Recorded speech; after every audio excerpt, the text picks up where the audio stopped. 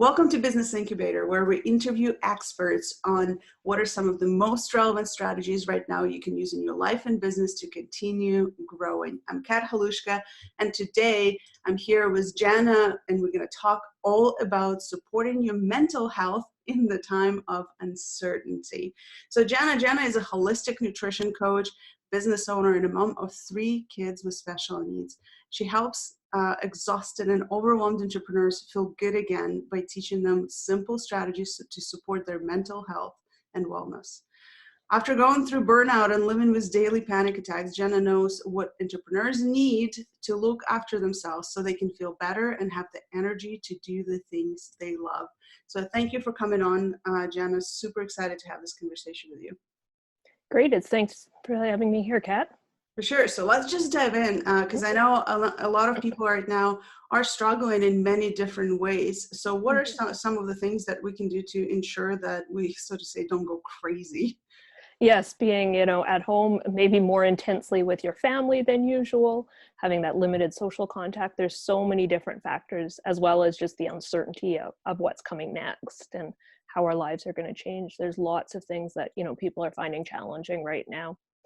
And I think, one of the most important things in all of that is to look after ourselves, to not get so caught up in what else is going on that we forget that. This is, for us, the end of week 2 of kids being off school and social distancing. And now my husband's working from home, so we've got 5 people in our house. Oh my goodness. And the first week, I realized I was really focused on what my kids needed. I have 3 kids, one of them with major anxiety, who spent most of that first week after school was canceled. That disrupted his whole life. School provided him structure and routine and something predictable, and school being canceled while he loved playing video games also, just disrupted his world. So he spent most of that first week hiding under a blanket on the couch. And so I was in mom mode most of the time, focusing on what my kids needed, on how to keep them grounded, on how to deal with all their emotional overwhelm, because this came up from nowhere for them. We didn't discuss the last 3 months worth of news stories and such. It just for them was kind of sudden. So I found that by the end of that first week, I realized I'd been so focused on everyone else that I hadn't been paying attention to myself. And I was worn out. I had no reserves left. I was out of patience. I was out of compassion. I was out of everything. So I ended up taking, a couple of part of that first weekend to just recharge, to have some time by myself, to do the meditation things, to read something for myself, to do some work, because with the kids constantly demanding attention, I spent a lot of time, I'd answer one email in a morning because I get interrupted like 25 times. So, I really needed to refocus that. And so this last week, I've been really consistent about getting up and taking at least 20 minutes for myself before everybody else gets up and going. So I do some meditation, I do some journaling, and I make sure that I'm kind of looking after myself so I have the capacity to help out in the family. I do a lot of teaching, so I have students who are going through difficult times and need flexibility and accommodation. I have clients who are stressing out because all of this, so I really need to look after myself so that I can support all of them. And surprisingly, I've been talking to people all week about how, there's no manual for doing this. We don't know how to survive a pandemic. There's no right way to do it. We have no role models or mentors or anything to follow. But interestingly, as I've been saying that, I realized that I actually have some experience I can draw on, and that when I was dealing with my burnout and panic attacks, I had anxiety so badly I didn't leave my house for 6 months. The only time I left was for medical appointments. So I know it's possible to survive within, the confines of my house. I know that I can do that. I know I can find ways to do yoga. I know I can call people if I need to. I know that all of that is possible without leaving the house. So I think, in some ways I've been drawing on that experience. Maybe I didn't realize it to start with, but I've been, able to draw back to that and say, yeah, I've done this before. I can do this again.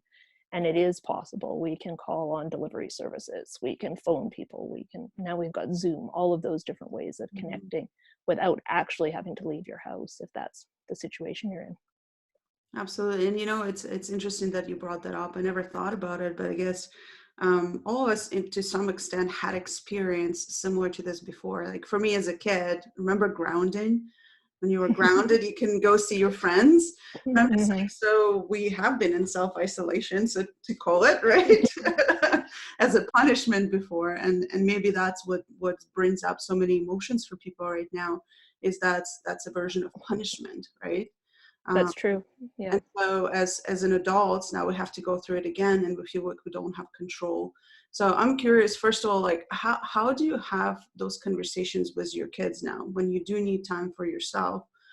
Because I'm sure a lot of parents never had to do it before, right? And now it's Yeah. in confines of a home. It's not like you can just leave and go somewhere. And I've worked at home with clients. I teach online, so most of my time I do spend at home.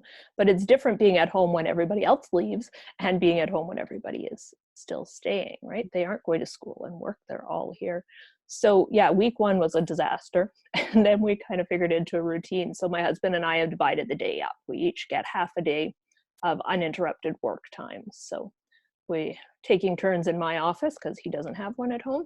And there's a sign on the door that says, if you need something and the door is closed, first ask your other parent. I love Just it. because I'm the mom, I don't need to answer all the questions. And then secondly, text me if it's important. I'll just stop what I'm doing if I can and come and help. And thirdly, stick a note on the door to let me know, I want to talk to you about the book I'm reading, or I want to talk to you about downloading some art projects or something like that. And when I come out, I can help you with that. And it's, thanks, Mom. P.S. This also applies to Dad if he is working. So, but again, hoping that out of this, they're going to get some self-reliance, a little bit more independence. We're school starts again next week because this is technically spring break. But once we get a little more guidance from the teachers, we're going to be, looking at creating a little more schedule for the kids as well, so they know what's expected of them in the morning, what's expected in the afternoon. We're kind of thinking morning's going to be more schoolwork, afternoon's going to be more, we need some outside time, we need some time off the screens, we need to do some reading, and then maybe, a little more family things in the evening because we don't have any activities or such to go out to anymore. Yeah, no, that's amazing. I love it. Having like a 3 backstop systems. If not this, then that. I love it. That's fantastic. So second of all, I really wanted to ask you, because I know that is something that a lot of people are going through, right? Is being self-isolated. We understand the importance of self-care and taking care of ourselves, dedicating some of the time for that. But I do find it also difficult to prioritize it. I just saw a meme this morning. There was a picture of the same guy laying on the couch, and it says, in 2019, deadbeat, 2020, responsible adult.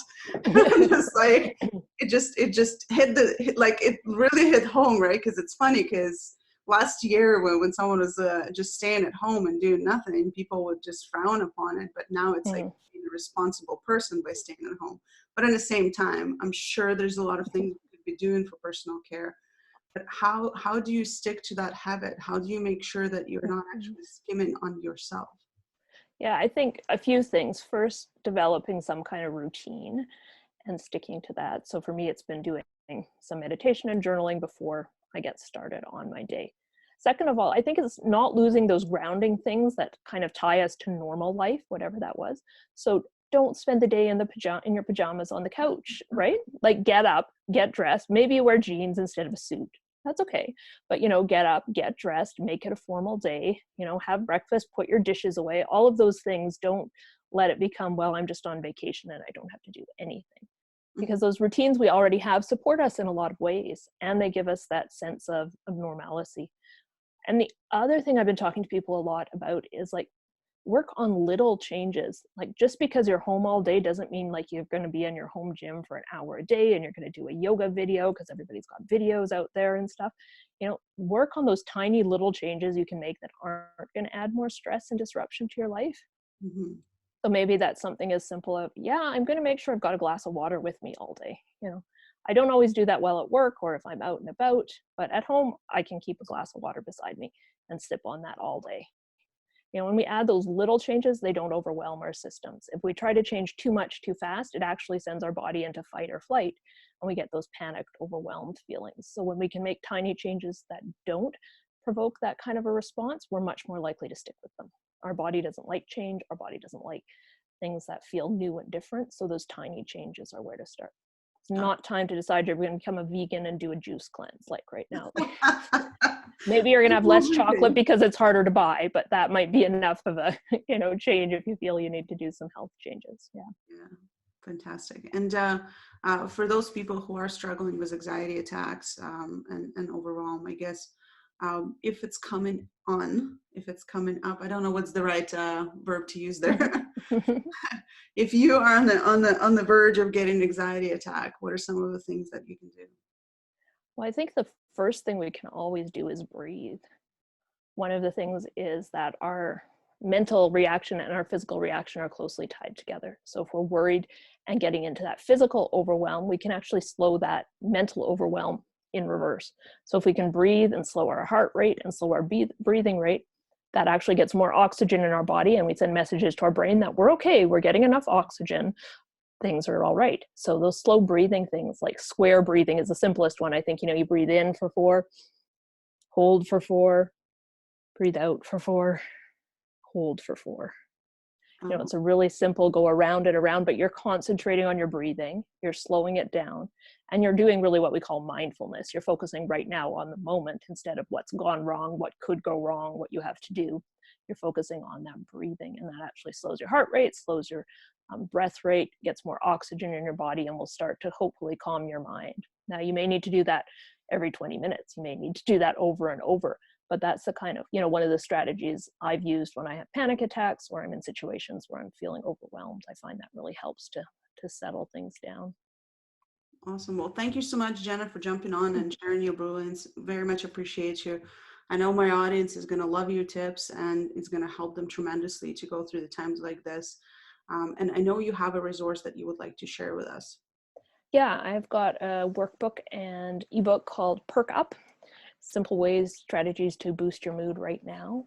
And so it's full of practical things you can do to boost your mood, from exercise to mindset things, how you think about things, to getting enough sleep, to eating well, all of those things that are important to keep our mood up. And really, they're things you can use whether we're in a crisis situation right now or throughout the rest of your life. Like, they're practical strategies for everything. We're just a little more focused on it right now than we have been before, more aware of the importance of those things. Perfect. And we're going to drop a link to that fantastic resource under this video. So make sure to go and grab it. Again, Jenna, thank you so much for coming on, and you have a fantastic day and stay healthy. Thank you. You too.